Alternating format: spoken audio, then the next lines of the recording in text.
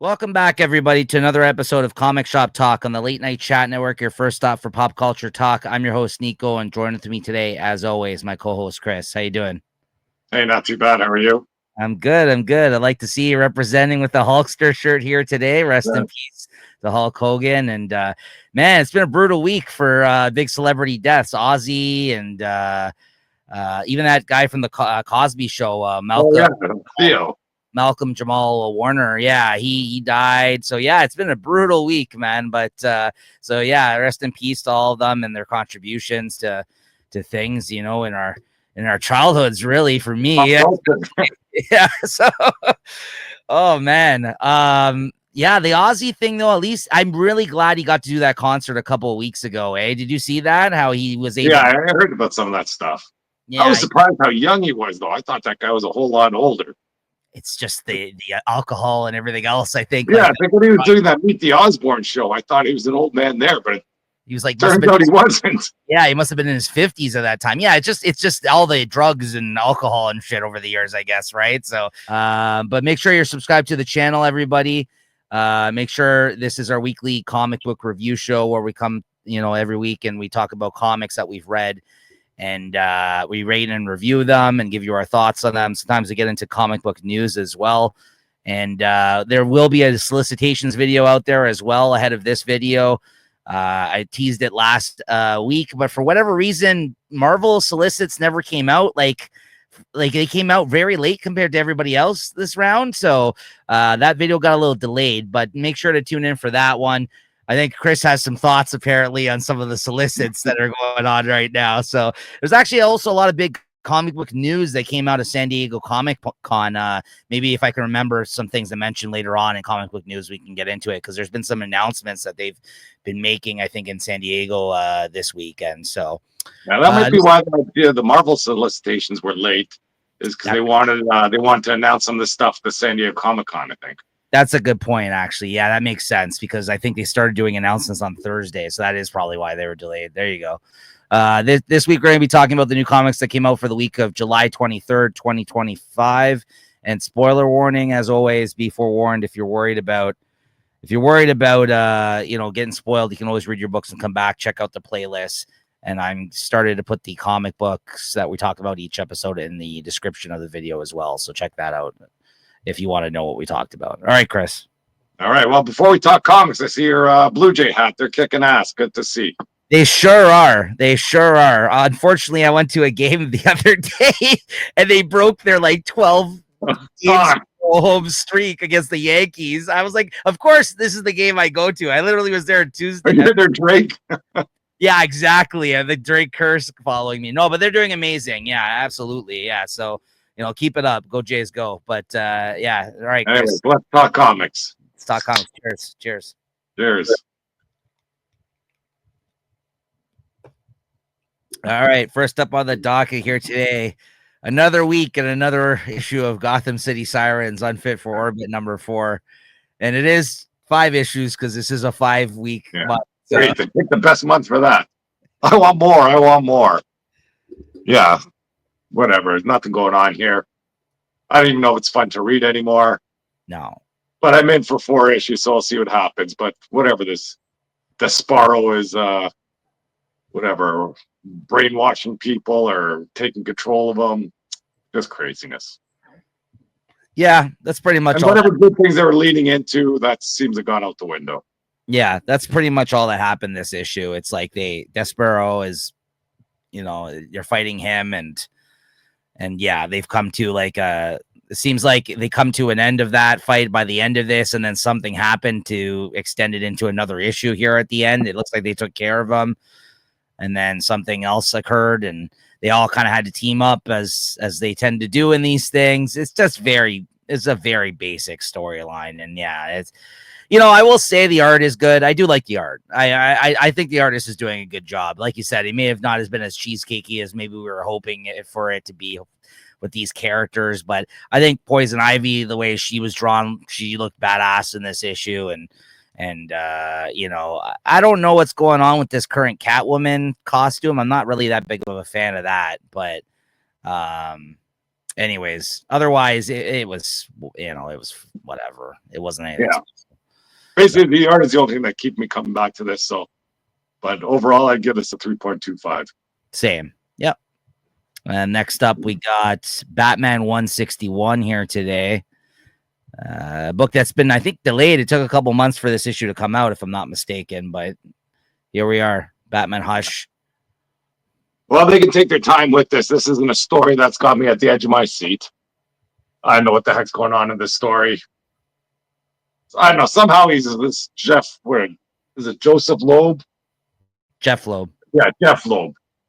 I don't know if he's trying to rewrite some sort of epic tale that's just not freaking connecting, but it's not working. I don't know what's going on. The only thing, once again, this is here. At least it's Jim Lee art. He hasn't been around for a while, and that's the only thing holding this together. I'm not.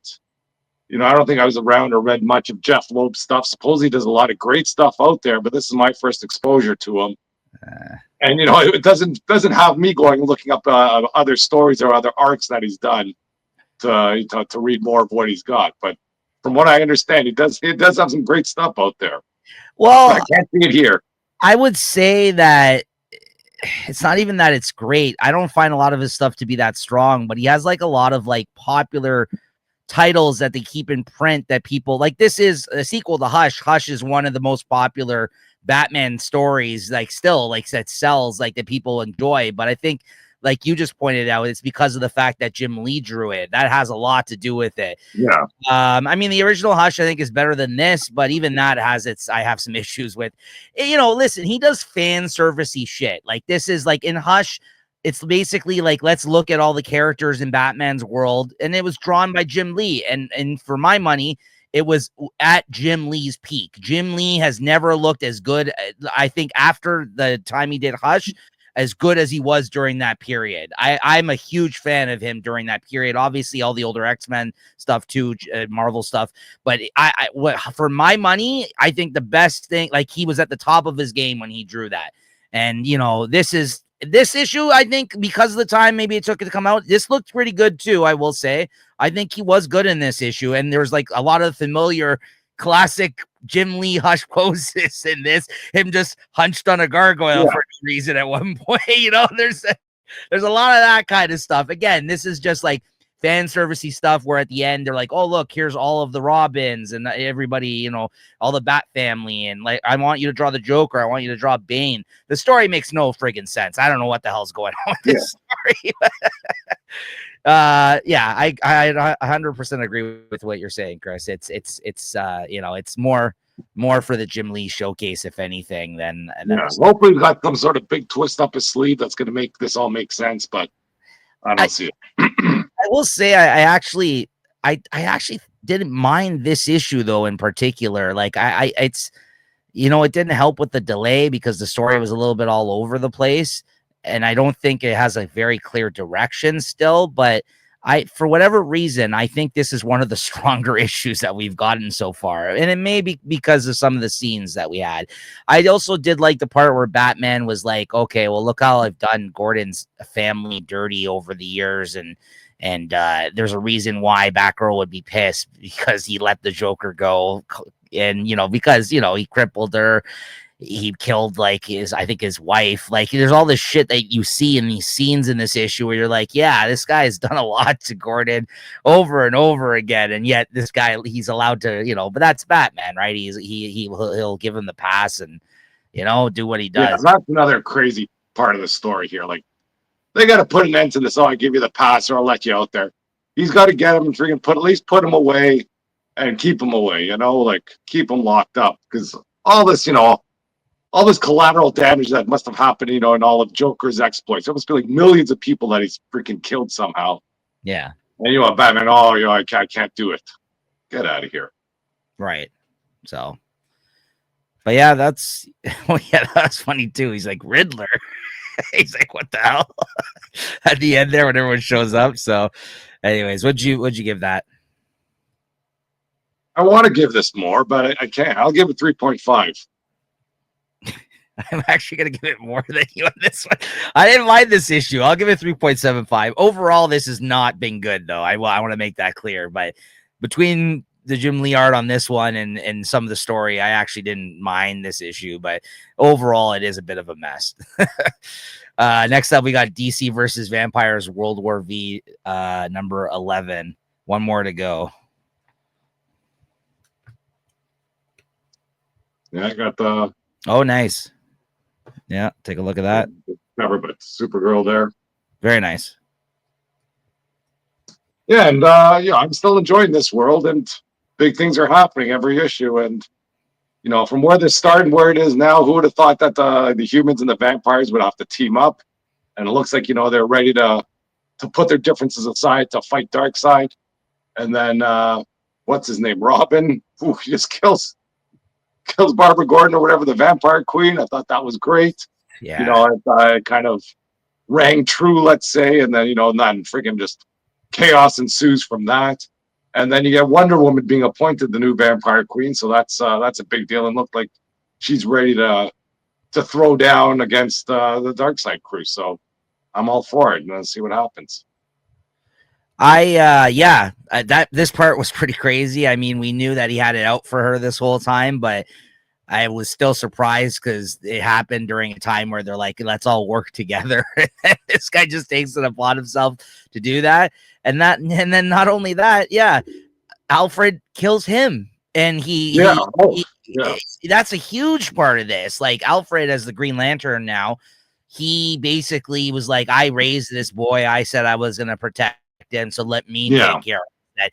And then he turns and like without even looking, like blasts him away with the ring, essentially, because I guess the light from the green ring killed him. I was like, brutal scene. Like, he can't even like look him in the eyes when he did it, because he's like, I can't believe I have to do this, but if it's gonna be anybody, it's gonna be me, damn it. And then he was like, you know, I was like, oh my god, when that happened. Like, I love the trajectory of this story, though. I also like, this is one of the few instances where I really appreciate how dense the storyline is. Like, this issue took me a while to read, worth the price tag of admission. It even has a backup story, which I don't really care about, but you know, this is a dense read. There's a lot going on in this story. There's a lot of good dialogue, and not in a bad way. It's not like I groan when I'm like, oh, look at all the words on this page. This is a good, you want to see what's happening.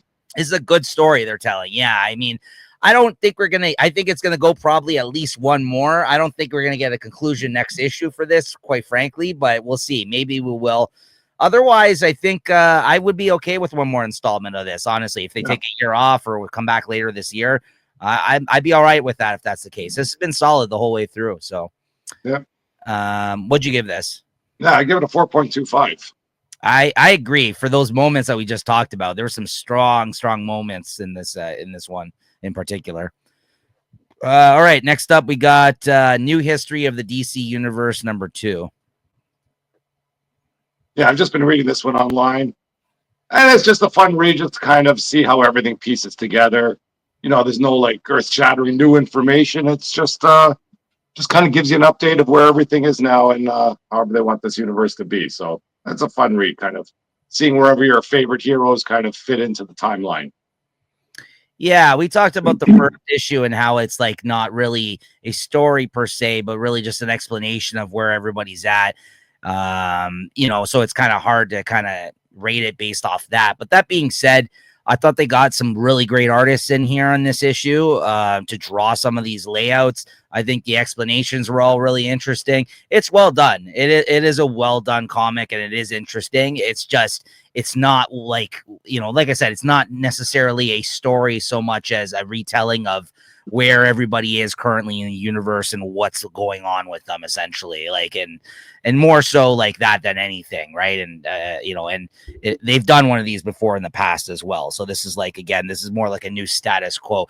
You know, DC for whatever reason always has to kind of do this stuff, Marvel less so, but DC always finds the need to reboot and reset and kind of let you know what's going on with everybody, because there's so many versions of these characters, right? So it's all these variations and everything else.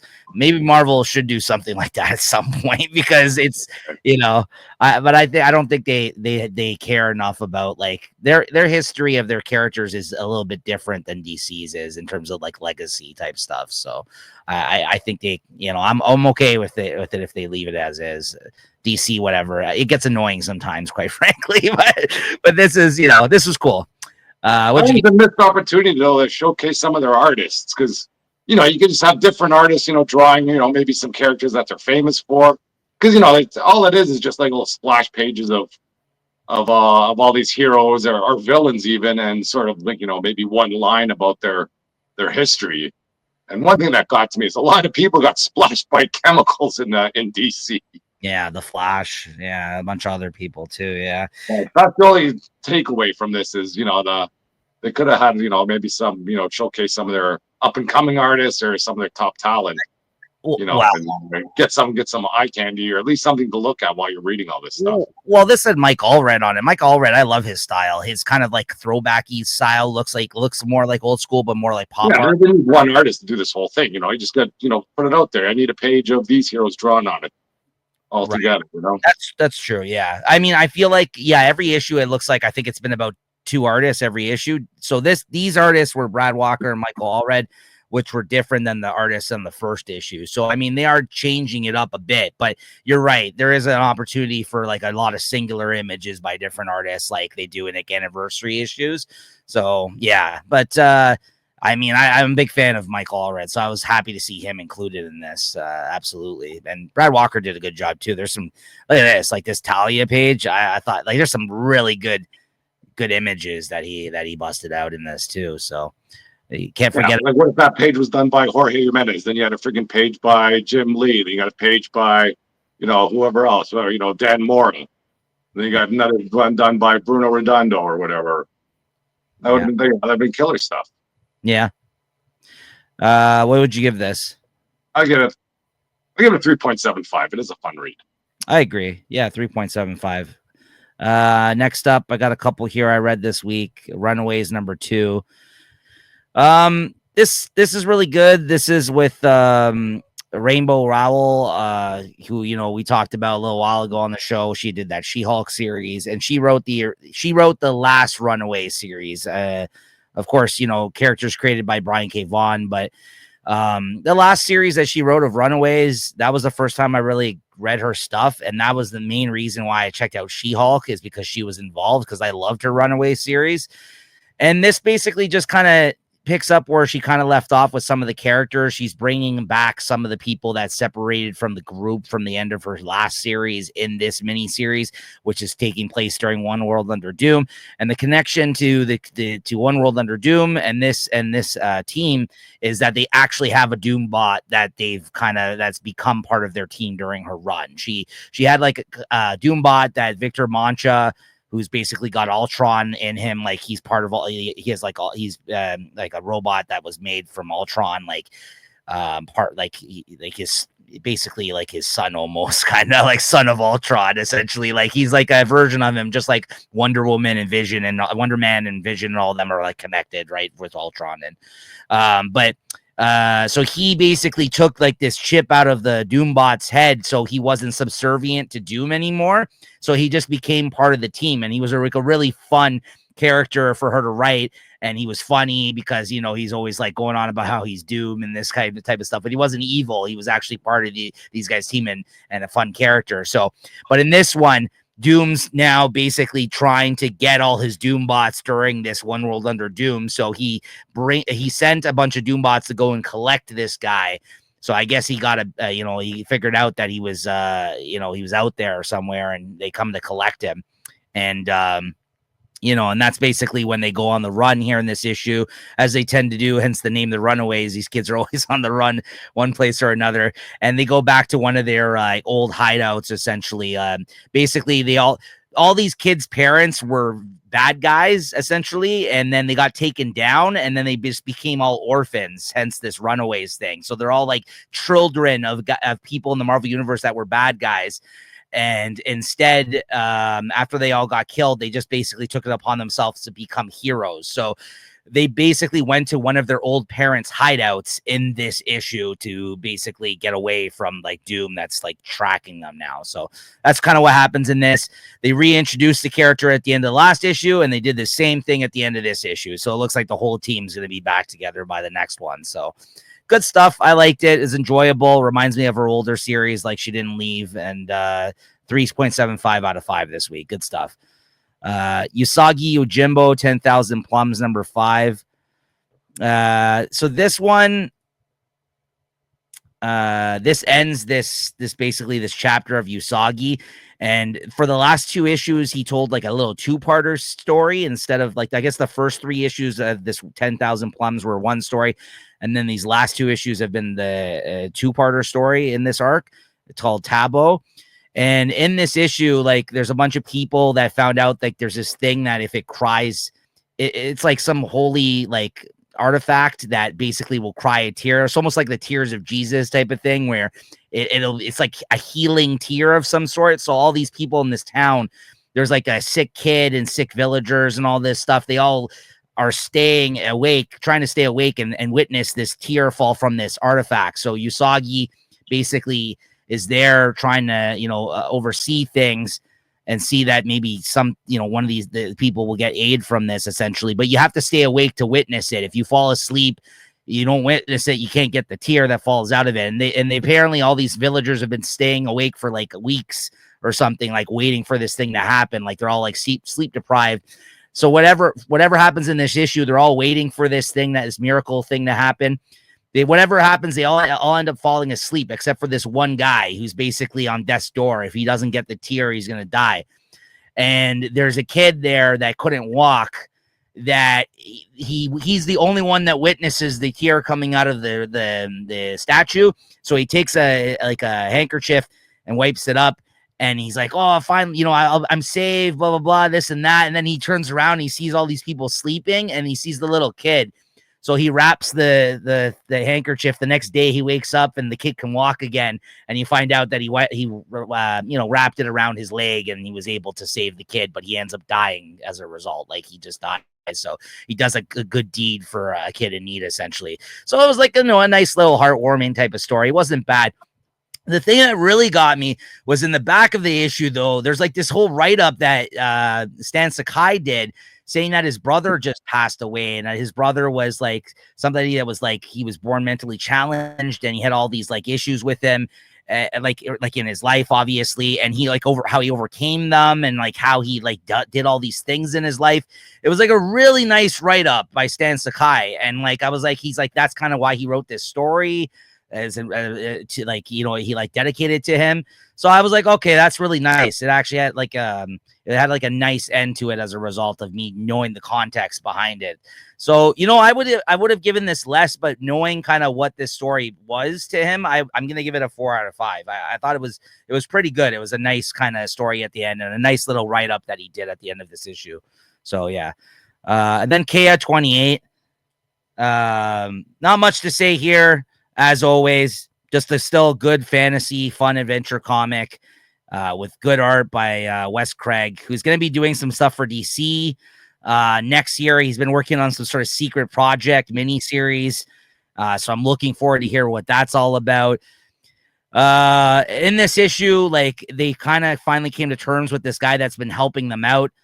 The Keas thought this guy has been up to no good, and that he was basically working against them this whole time. And her brother is not convinced of that. And he basically said to her in this issue, okay, fine. If I can't get you to trust me, after we're done here and me helping you out, I'll walk away, and you and your brother can go off and do whatever. And he's like, yeah, I won't be involved anymore. She's like, okay, good deal. And he's like, and then one day I'll prove to you that I actually meant well. And then literally at the end of the issue, like, I feel like she walks off, or they go to bed or something, and you see this guy like with some evil smile like forming, and I'm just like, okay, this guy is up to no good. So this whole time they've been trying to make you think that this dude was a good guy, and it turns out maybe something else is afoot, probably. So I give this 3.7 out of 5, 3.75 out of 5, another good issue. All right, Chris, Void Rivals 21. Yep, I've been reading this one online, and it starts out with the banger. You know, following one of our favorite characters in there, the Skuxoid. Yeah. And he's there trapped, I guess, with all of his clones.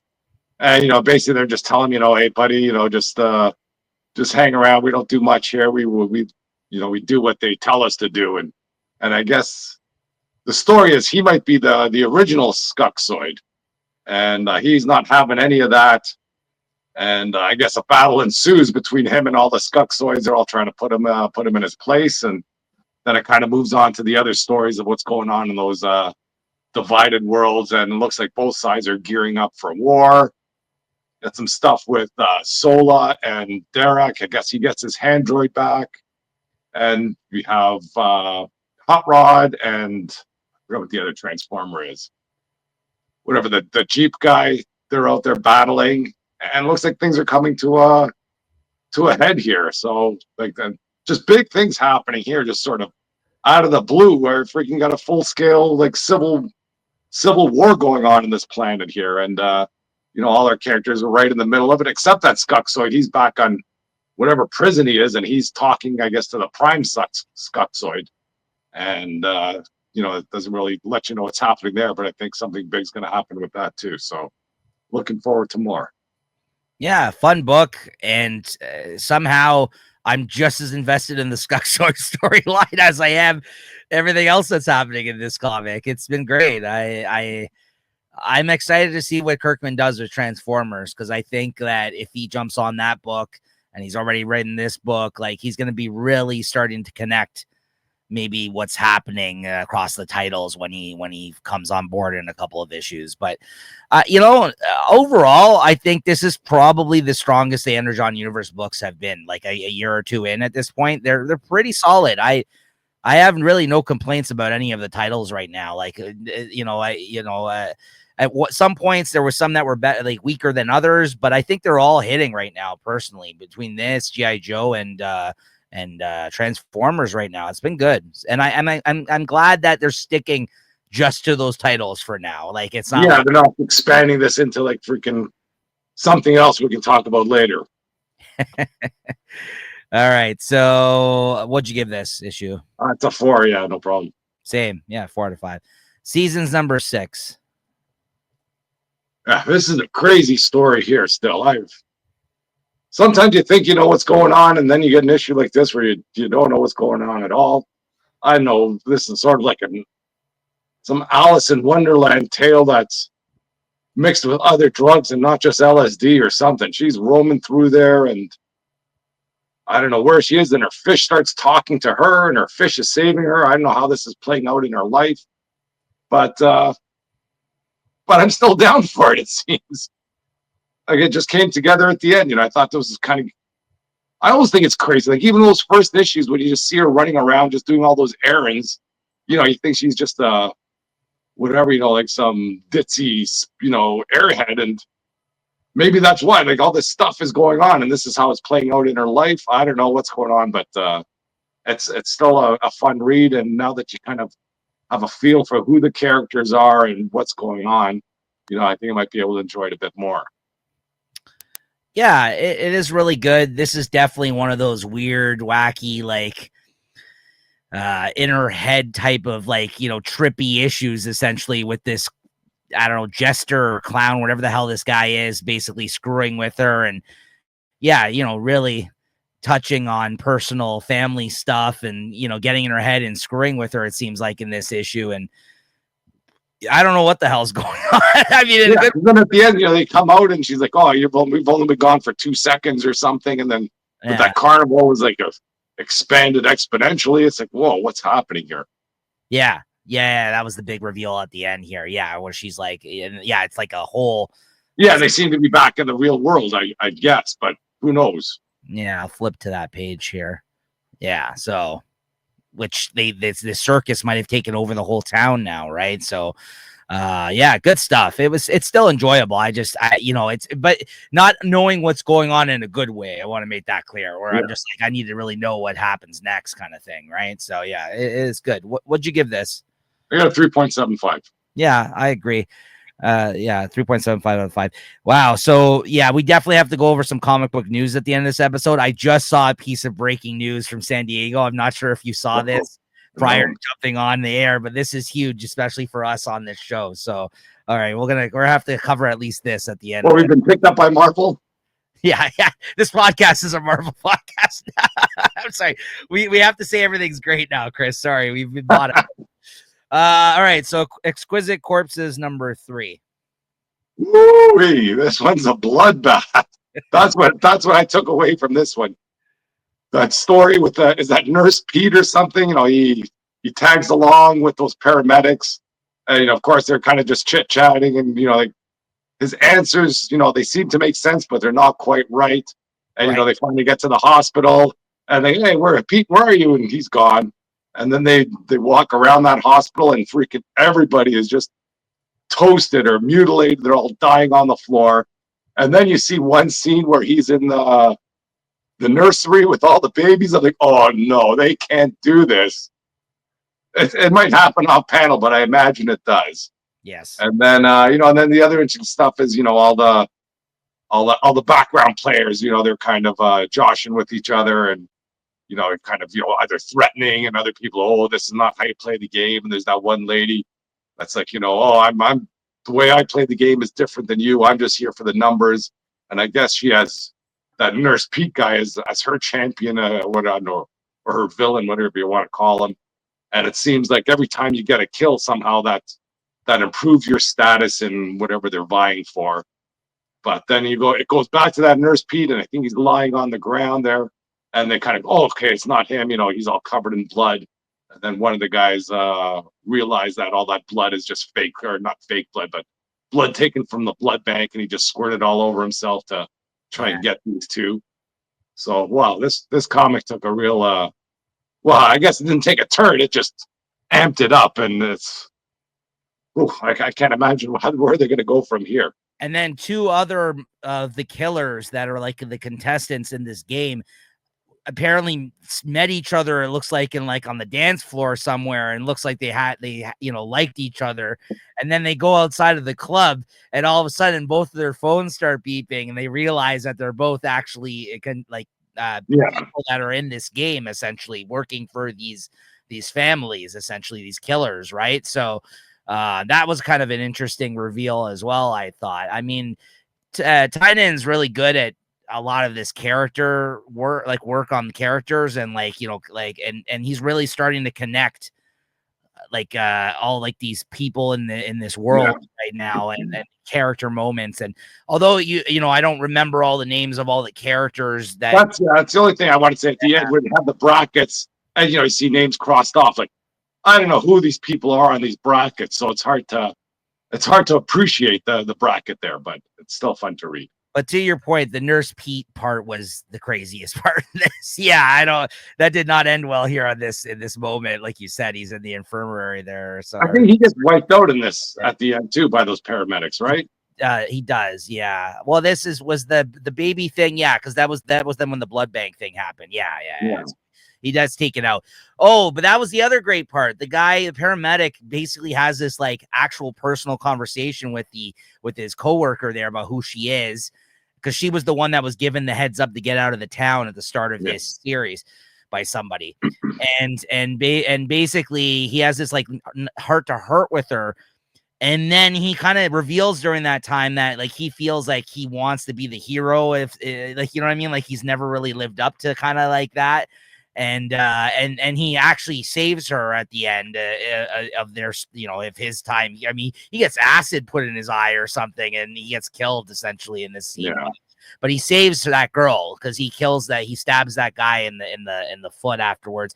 And then the old lady that's watching on the monitors, almost like a Squid Game scenario, is laughing because she's like, it doesn't matter that my guy got taken out. He just killed. He's killed so many people. Nobody's going to touch that number. Yeah. So that's insane too. And I'm just like, holy crap, this is demented, because the whole point of them obviously is to kill people as well. But then they also are responsible for taking out the other members, right? So it's if they run into them. So it's a pretty crazy story, man. It's like, and it really, like you said, like with this issue, it just like moved up a notch in terms of like the excitement of like what's happening in the story. It's pretty crazy stuff. What'd you give this? Yeah, I'll give this a 4. Yeah, I'd even go 4.25. This issue is a good one. All right, next up we got Huck Big Bad World #3. Yeah, this is a good story. Like, how can you hate this Huck character? And I don't think much went on here. There's a lot of I guess story building or world building. Basically, just Huck is running around here. They're introduced. I don't know if they were introducing or if these heroes are known to this world or not. They're new. But you just see a lot of kind of people that have been touched by this witch and have had superpowers. Some of these people, characters had a few more panels. Others were just kind of just mentioned slowly. But I guess they're trying to track down one person that kind of could see the future in 100-mile radius or something. They kind of seem to focus on that character. And then Huck just turns it on. He chases that person down. And that one guy that they're trying to help, he's looking for his wife. And I think at the end, he might have found her. And that's the whole hoopla. Yeah, it's a good story. I mean, he's a good character. He spends a lot of this issue helping people that they come across, and basically they're tracking down other people that have like powers. Like I would say the first miniseries of Huck was like this is basically a Superman story. Like this is a Superman character, and this one's much more feels like an X-Men story almost, where he's like seeking out other mutants or people that have powers, essentially, let's say, in this world, and trying to help them with the fact that they have these powers, and that let them know they're not alone. And it seems like they all have this weird similar story where some witch appeared and like they drank some soup or something like that, and they turned into it's some weird story. But anyways, yeah, the whole point is here in the current story being told is they are helping out this dude find this woman, and like Chris said, she tracks them down at the end of this issue. So it's a good heartwarming tale, and it's got some interesting moments. It's again, he's a character that cares. He cares about every living. Yeah, they can't break this character. If something happens to this guy at the end, come on, you can't do that to him. Well, I remember when we were reading Big Game, and I remember because you didn't have a lot of knowledge of the other characters at that time, and I was so mad that they almost like pretended like they killed this guy during that. I'm like, you can't kill him. I can see why now. It's like, what are you doing to this guy? Yeah, because like the first miniseries I loved because I'm like, this guy has so much heart. You know what I mean? Like he's just and it's so trusting. Yeah. Like I'm sure, like when they killed him, it's like the guy walked in the room. Oh, hey, how you doing, buddy? Right. And he's like, well, I'm here to kill you. Oh, you don't have to do that. He goes, yes, I do. Okay. Yeah, it was like, it's a good series so far. It's not bad. What'd you give this? I'll give this a 4 as well. Yeah, and now that we talked about it, yeah, I would. I like that character, Huck, and this is probably the best issue of the series so far, I'd say. Yeah. Absolute Wonder Woman #10, Chris. Let's grab my issue here. Where is it? There it is. I got this nice cover. Yeah, I think we got the same cover for this. I remember. Oh, no, we got different ones. I got this one. I like that one there, but I like the. It looks like you got hit in the face with a shovel, though. That's the Mahmoud Asrar one that you got. That's I like this one. I know. I liked them both, but yeah. What'd you think of this? Started out good, like before I know what you call that until that title page. You got all the action in there. I love the panel layout through this whole thing. No complaints about that. The art, it's that same guy. What's his name? Aiden Sherman. Yeah. Sometimes it misses. I think for whatever reason, this issue it hit hard and it hit well and hit good. But then, of course, once all that action happens, you get the title page. Oh, let's go back into the past. And okay, I don't mind if it's a page or two, but I think we dwelled in there a little bit too long. Where, her saving the turtle, and then a lot of explanation about with by Hecate and how the gods are they're trying to why she's so, I guess, so empathetic or so pure and so good. And there's, I guess, you have some nods to, I guess, the original Wonder Woman. If she was born in a place where she was celebrated and allowed to blossom naturally, she would have been this, but this ain't this sort of place, and this ain't this kind of world. But anyways, I felt bad when the the Minotaur. Is his name Fernando or Ferdinand or something? Ferdinand, yeah. That's a wacky name to give the Minotaur, but he takes one for the team. I guess he gets to save the Siren, and she goes back, and then I guess she goes on her little LSD trip. All the seasons there, so she's kind of locked in there and see what she's up to. She's still in that haze or the stupor or enthralled by whatever flowers are out there. But she seems to have her wits about her, and I think she's going to kick some ass. Listen, Chris, I like the turtle moment. You're missing out on an important detail. His name was Niko. Don't forget. I thought that you must have gone. She saved me. Maybe you are a turtle, Niko. You could be the 5th lost turtle. It's funny. You're in Earth 617. It was funny. I showed Christine the panel when I was reading this. Like, oh, look, this turtle's name is Niko. And she's like, that's a weird looking turtle. I'm like, it is in hell. I'm like, it's a hell turtle. But hey, I mean, I like that story, that part too, as well. And yeah, my favorite part, of course, though, is when she started tripping out at the end because the words were getting blurry and the scene was getting blurry. And to your point about layouts, there's an excellent, I agree with you. There's one layout in particular where she falls down a hole or something, and and it's through the middle of the page. You see her sliding, and it's like a divider of sorts for the scene. I'm just trying to see if I can find it, but like there's a lot of that going on in this issue. But that page in particular, I really liked that. This part here, I was like, whoa, that is crazy when he shows like her going down like that tube essentially, or she falls back. And I think near the end of the issue, she's about to use some of her magic. I thought we were going to see something crazy at the end of this issue, but I guess they're saving that for next time. Yeah, and she's like, oh, I'm ready. I'll take this. I thought she's going to freaking turn into, who knows what she's going to turn into once she starts using her magic. And then the other thing too about it is that she's stuck in there and she's running out of stuff she can use the magic. Like, because it's like blood magic and like herbs and all this kind of shit. She's got to forage. She's got to do some foraging. She's right. It's like when you're playing the video games. You only got your inventory when you're at the final boss. You can't pick up more stuff. Exactly. You got to use your stuff right or you're done. Exactly. That's exactly what this is like. So yeah, good stuff. What'd you give this? Well, I'll give it a 4. Yeah, 4 out of 5. That's what I was going to say. I quickly wanted to talk about this. I forgot I read this week too, but I don't have the art for it. That's Minor Arcana number 9. Just very quickly, another really good issue. Basically, the main protagonist, the girl here that's running that fortune shop, she's been learning lately that when she touches people, she's able to like go into their past or like help them with certain stuff or like let them know they're like, the answers they're seeking. Like for whatever reason, she's able to make these connections with these people and go back and like talk to loved ones that they miss that are dead and this kind of stuff.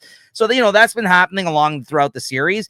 But now, like, she did it to one customer that came by the store the last issue. Now word is spread throughout the town. So now she opens up she goes to the store that morning and there's like a long lineup of people and she's like, what the hell's going on? And they're like, oh yeah, word's been spreading that you actually helped this woman talk to her loved one. And so then you get all these scenes of all these people coming to her with their problems. And again, this is just like another story about like, somebody she's not really enjoying this, that she has this ability and she doesn't know what the hell's going on. But she's like, okay, I guess I feel some sort of responsibility now to have to help these people, I guess, in my little own way. And then at the end of the day, the store was like about to close. And there's this dude that shows up that basically tells her you're going to have to shut down. Like something bad's going to happen to you. And he's like some creepy looking dude that looks like he's part of a cult. And the last issue, they kind of showed that on the last page that there's like some like secret sect, like some cult people that apparently, I guess they are aware that this magic exists in the town and they're meeting like this secret society at the end of the last issue to talk about this girl. So she doesn't really know all this stuff's going on. So this guy tries to scare her straight and she kind of says, get the hell out of here. Like, I don't know who you are. And then her mother shows up to the shop and he like fucks off. But it was a good issue. And the story is really building to something interesting right now. And it's Lemire hasn't drawn the last couple of issues. I do like it better when he's drawing it, but the artist that he's got doing it is good as well. So I'm not upset by it. I give this a 4.25. This issue is a really solid one. Justice League Unlimited number 9, Chris. Yeah, I know what's going on in this Justice League. They like, I think the story is, it's half decent, it's interesting, but they started this out all wrong. Like, just the way it began with that, I forget even what that group was called that, was terrorizing Earth and, kind of having, the Justice League on their heels. And then it turns out to be all this stuff here. It's like, it looks like they're trying to do fan service. There's all these characters they bring in. You get to see that Superman, Batman, Green Lantern guy all together, and it should be good, but it's not.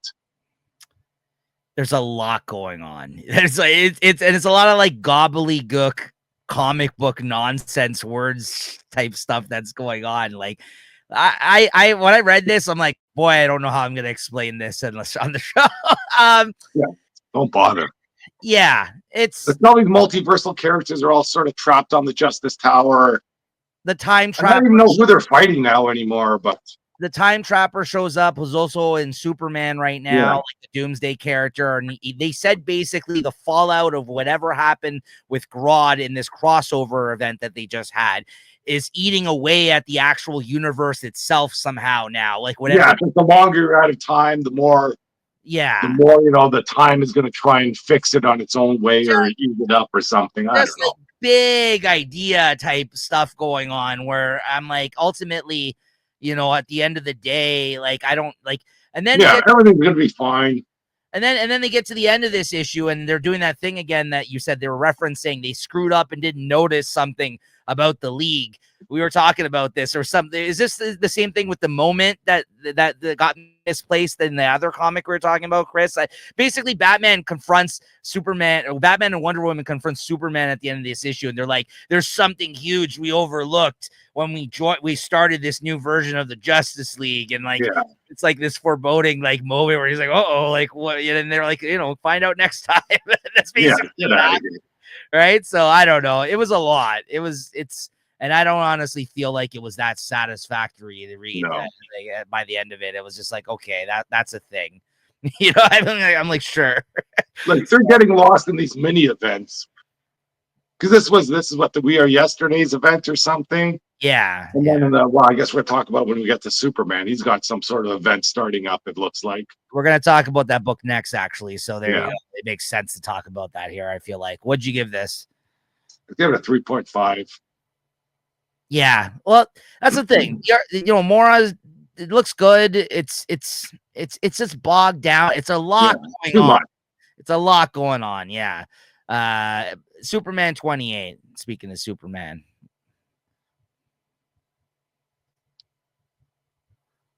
Let me get my Superman. Oh yeah, I did. Yeah, I've got the variant cover here. I think it's a Nathan Zerdy. Oh, nice. Yeah. And then here, what's going on here? The Legion. At least this isn't such a, like, there's some new stuff here that I'm not kind of too familiar with. But it's only one thing. You're not getting bogged down by a million characters. There's what's the Saturn girl or something? It seems like Superman had some sort of history with her, but this might be one from a different universe. And I guess she's sort of playing with Superman's mind a little bit. Once you see all these big things happening, like the Justice Tower getting crushed, and then or whatever, I think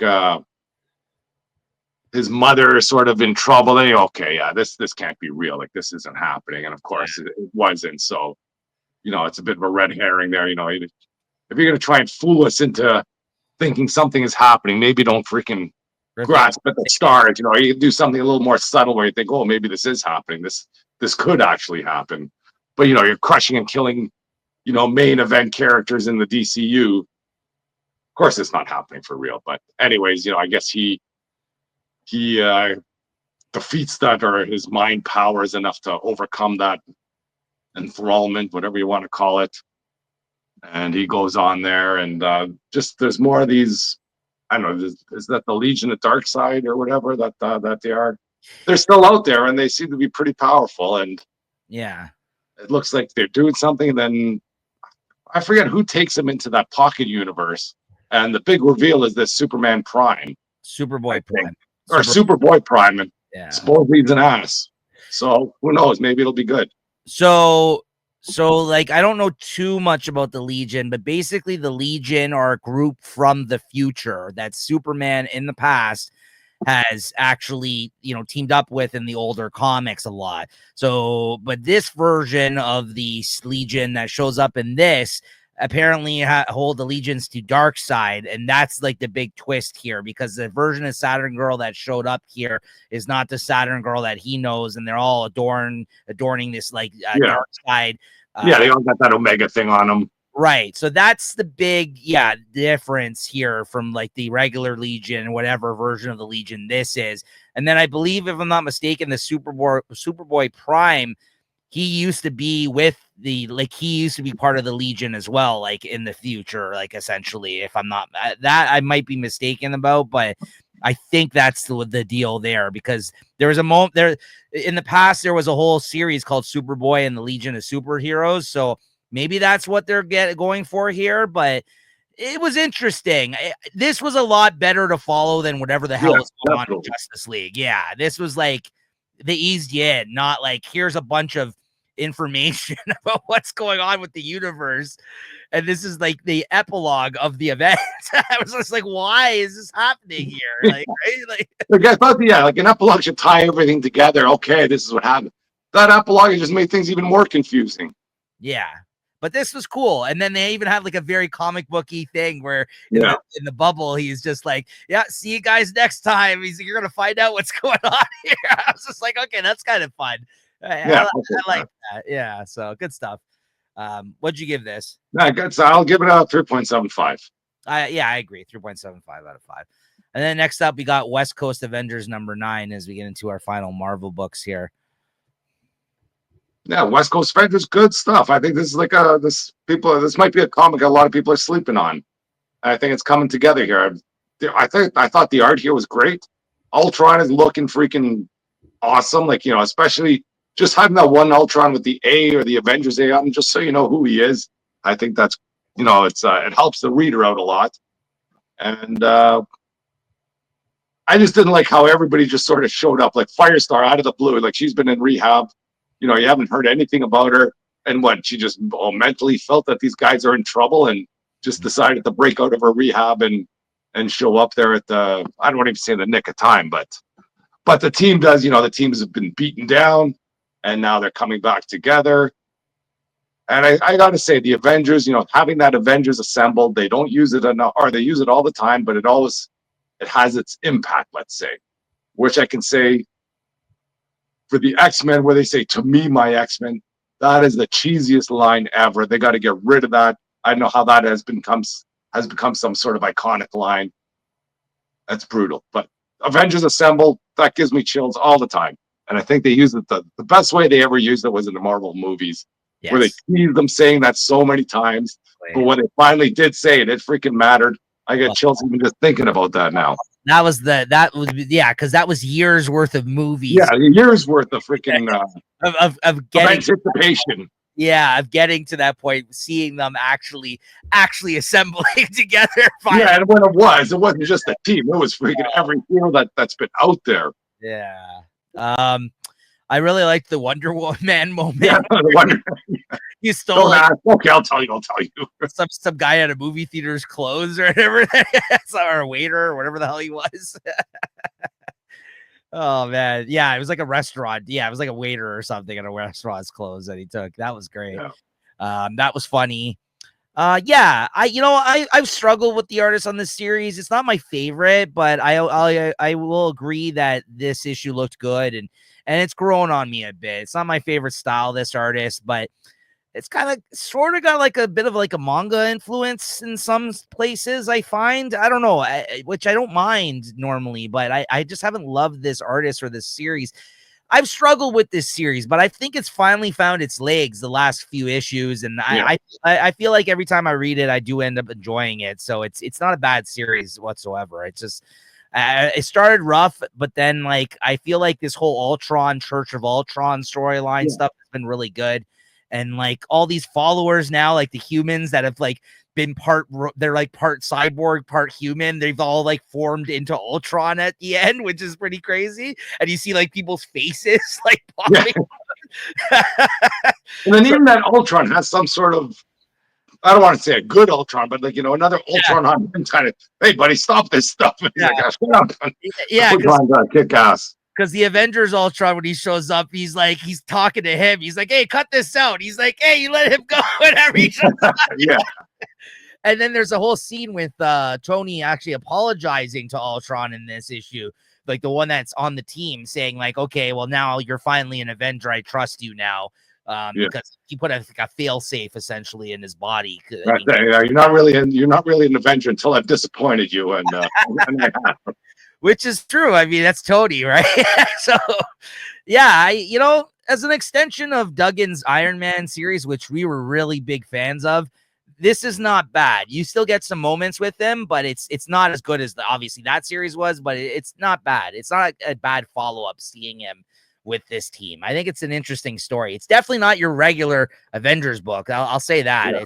It is. It's West Coast. Better than the regular Avengers book right now. I'll say that much. I would agree. So what'd you give this?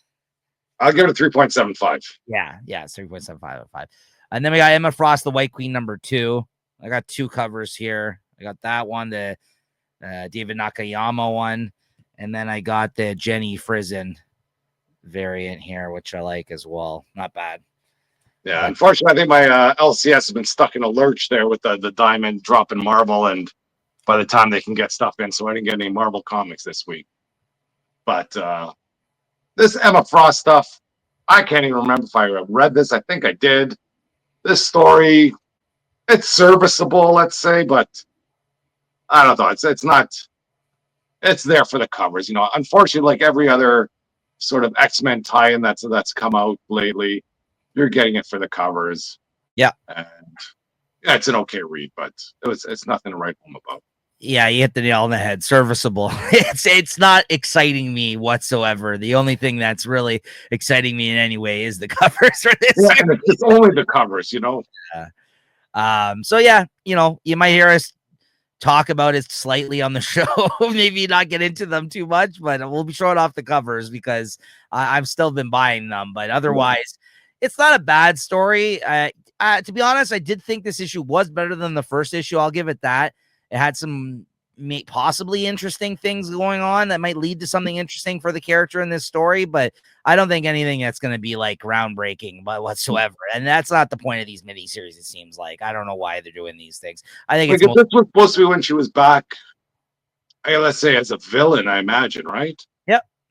Like you think they'd write her as like a really badass type of person, but they're still trying to kind of foreshadow her transition to goodness, let's say, which I think is wrong.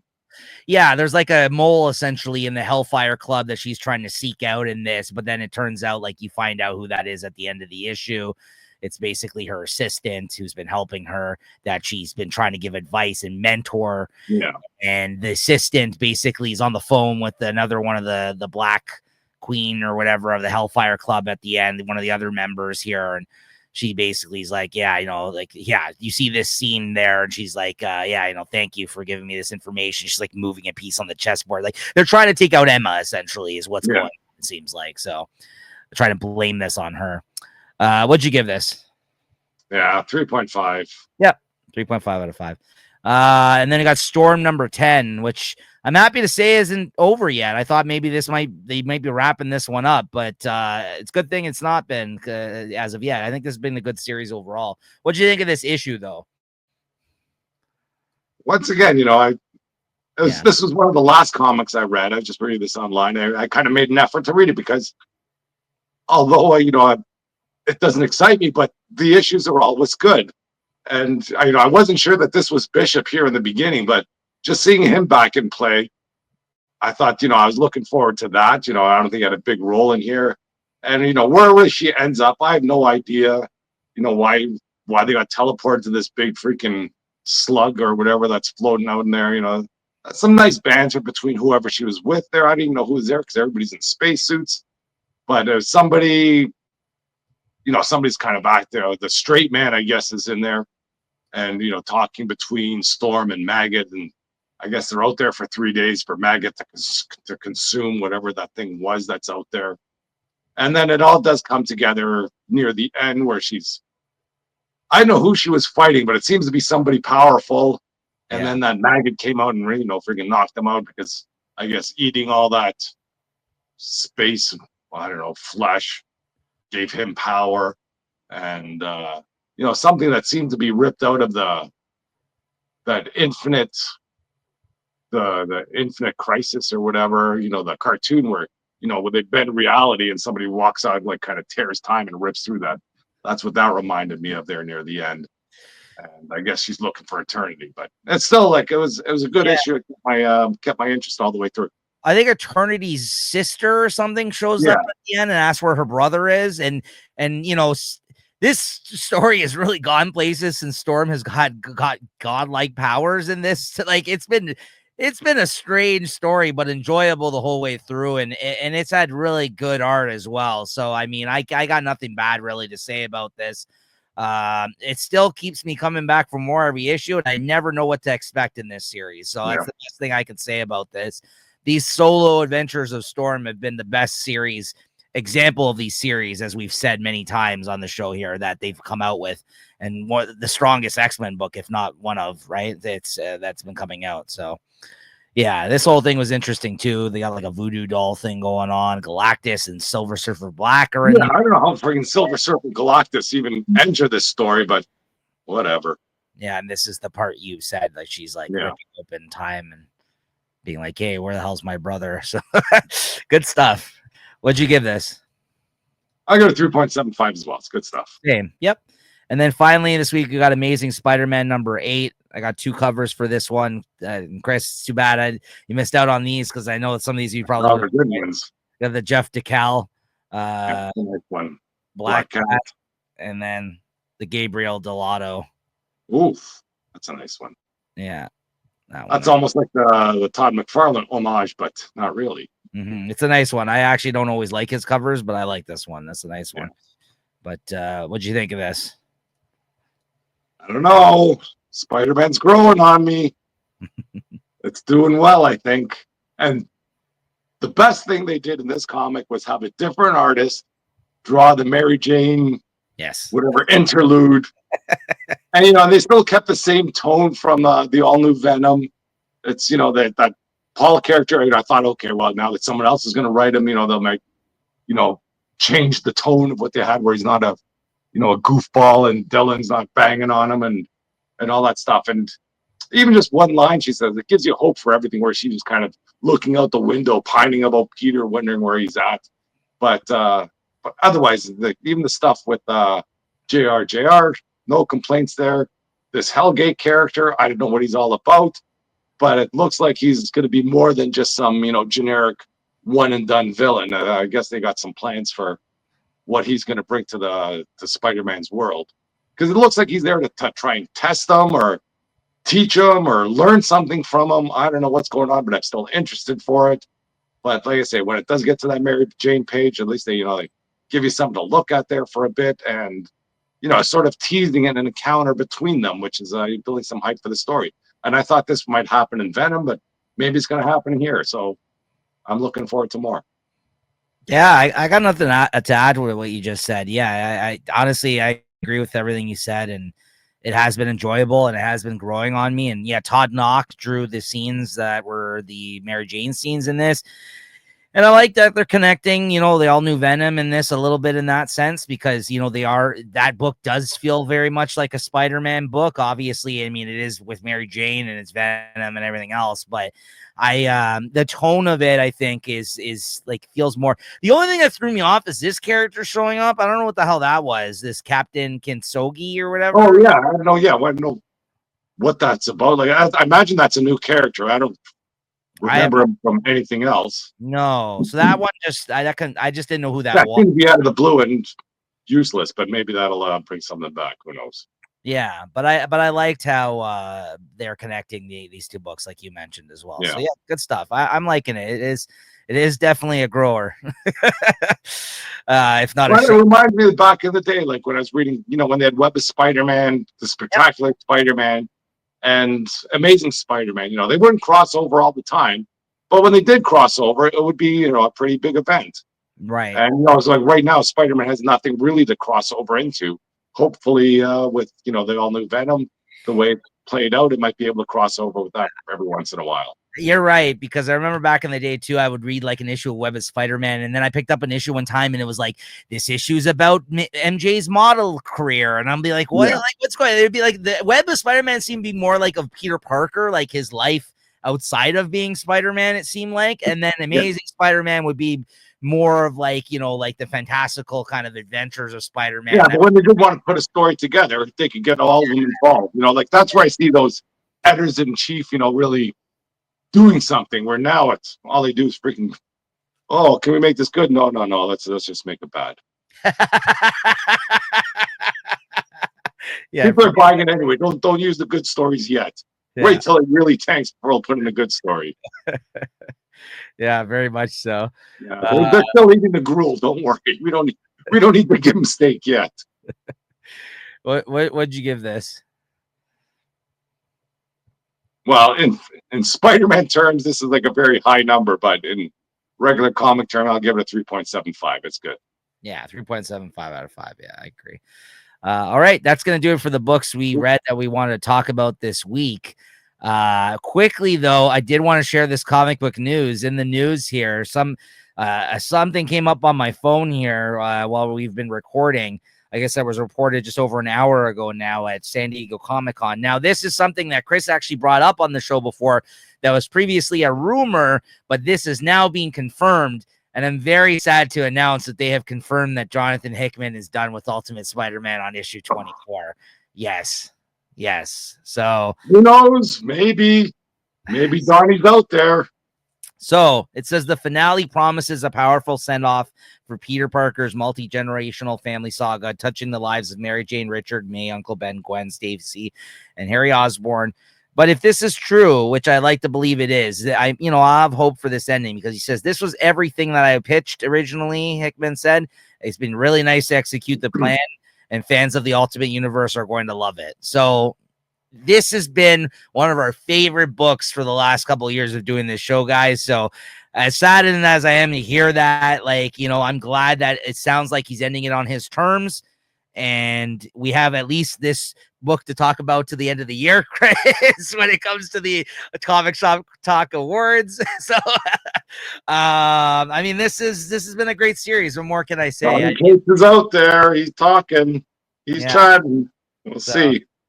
I'll take a go at him. They did also announce that the maker is going to show up finally at that point. He's going to return in December. And they announced this Ultimate Endgame, which I think they previously talked about, which is, I think, also written by the same guy who's been doing Ultimates. That's going to be doing that book. So, well, there you go. There you have it. I mean, we kind of knew it was coming, but it is confirmed now. But, again, I think it's important that he's ending it on his terms. It sounds like it's been a great run.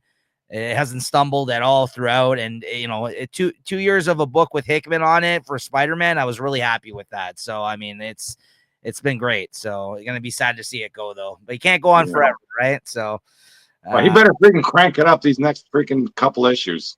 There's been a slow burn in these freaking 24 issues. Yeah.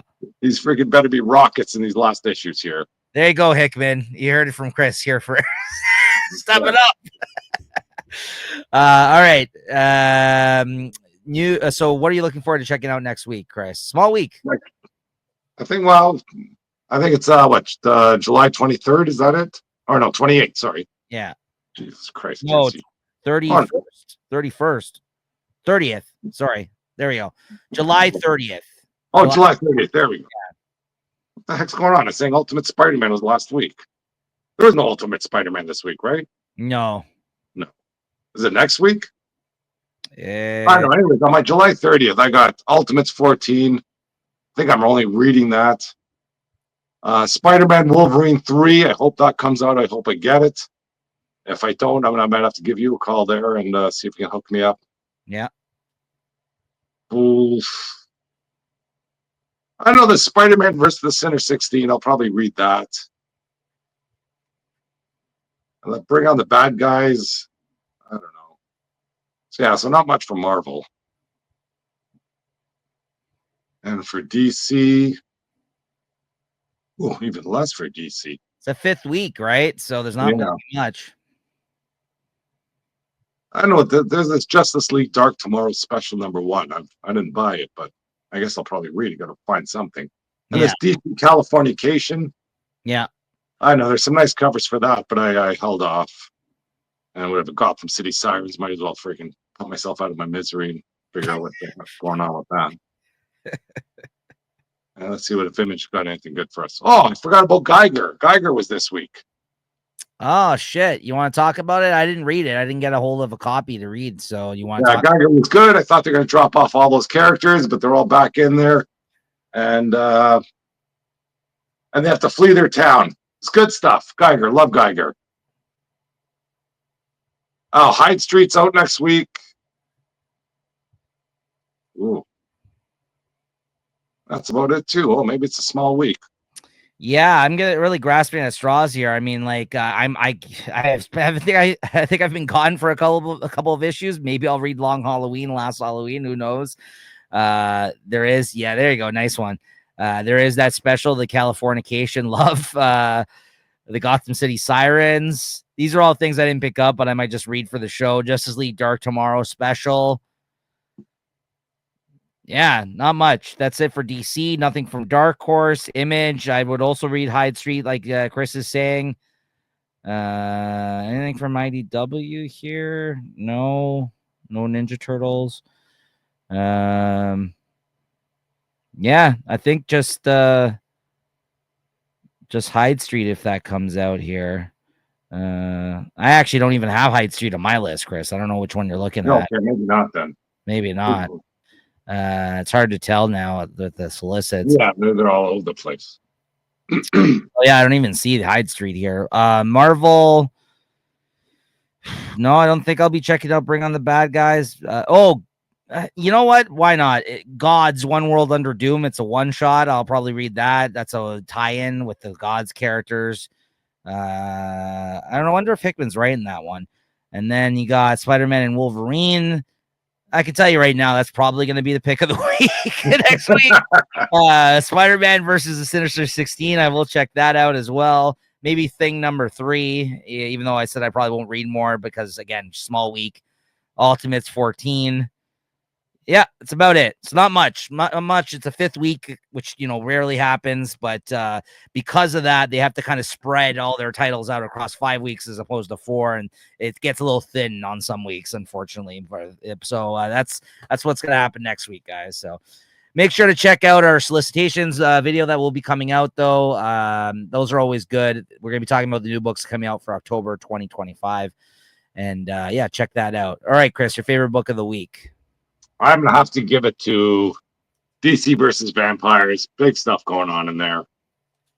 No complaints. I have to agree. Runners up would have been Exquisite Corpses this week, as well as Minor Arcana. But I also got to go with DC versus Vampires. Yeah. I mean, run up the Geiger. I know we didn't get a chance to talk about it, but yeah, that's always good. Great art in there too. But because of the events that happened in this issue, and that we're coming to a close on this miniseries, I got to give it to DC versus Vampires. Yeah. I feel like we've been reading this book almost the whole time we've been doing the show because they've been coming out with different series of them, right? So it's been a good one. Yep. One of the only Elseworlds titles that's really still coming out, actually, from DC. Yeah, I'm surprised that Dark Knights of Steel. I haven't heard anything moving the needle on that.